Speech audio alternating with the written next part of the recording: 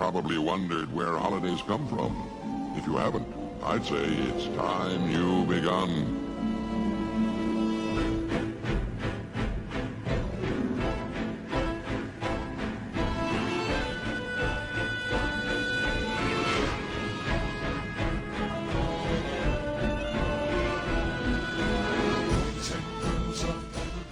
Coucou à tous, j'espère que vous allez bien. Moi ça va pas trop bien parce que les cours, tout ça, quoi, ça me fatigue. Bon, je suis pas trop bien physiquement en ce moment, j'ai des petites cernes.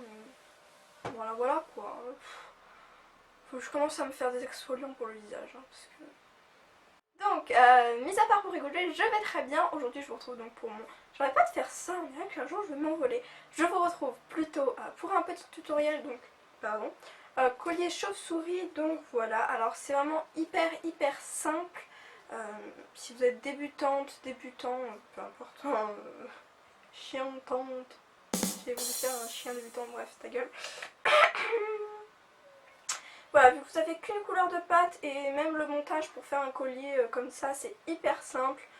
C'est plutôt rigolo, je pense. Porter le jour d'Halloween avec une robe blanche. Sur ce, je vais arrêter de parler, je vais vous laisser avec le tutoriel qui va être assez court, je pense. Et je vais aller nettoyer tout ça parce que ça va pas du tout. Pour commencer, je suis venue rechercher mon motif avec mon petit ordinateur. Donc je vais sur Google bien évidemment et je viens taper dessin chauve-souris. Enfin moi c'est ce que j'ai marqué personnellement.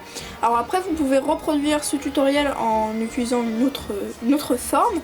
Donc voilà, et ensuite j'ai choisi une forme qui me plaisait bien, forcément, j'avais pas pris un truc que j'aimais pas. Donc voilà, celle-ci me convenait bien, je la trouvais une chauve-souris normale, banale quoi. Donc voilà, je l'ai enregistrée et je vais l'imprimer bien sûr à la taille de mon choix. Donc là je regardais s'il n'y avait pas d'autres qui me plaisaient plus. Mais j'avais fini par opter par le modèle numéro 1. Voilà, donc une fois imprimé, j'ai imprimé 3 tailles, donc 2 grandes, des grandes, des moyennes et des petites. Je vais les découper à l'aide d'un scalpel, faites bien attention à pas vous couper, ça peut faire mal, c'est bon. Voilà, donc j'y vais doucement et c'est long surtout, c'est long et ennuyeux. Donc mettez-vous devant une vidéo ou de la musique et voilà ma petite chauve-souris. Et donc je vais couper 3 de chaque, donc une grande, une moyenne et une petite. Voilà, une de chaque, pardon, je me suis trompée.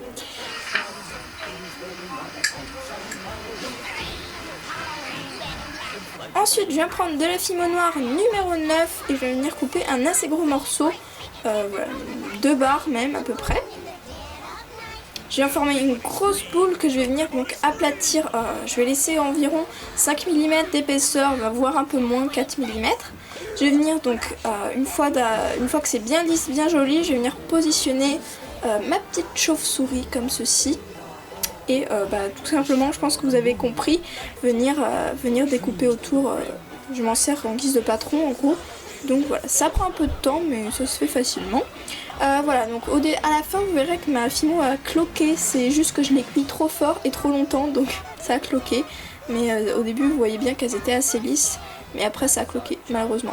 Là j'étais en train de reformer les ailes de mes petites chauves-souris. Je suis venue mettre des pitons et là je vous laisse regarder à l'endroit où j'ai mis des pitons. Et je vous conseille aussi d'en mettre à l'intersection des deux ailes, donc de l'aile droite de la chauve-souris gauche et de l'aile gauche de la chauve-souris droite. Sinon ça va bouger. Ou alors vous pouvez mettre un point de colle, mais mettez plutôt un petit mousqueton. C'est pas un mousqueton, un petit... comment ça s'appelle? Bref, vous m'avez compris. Et voilà, c'est pas plus compliqué que ça, c'est vraiment super bien pour si vous êtes débutant ou débutante. Et après, vous avez juste à raccorder le tout. Et voilà, je vous fais des gros bisous. Bye!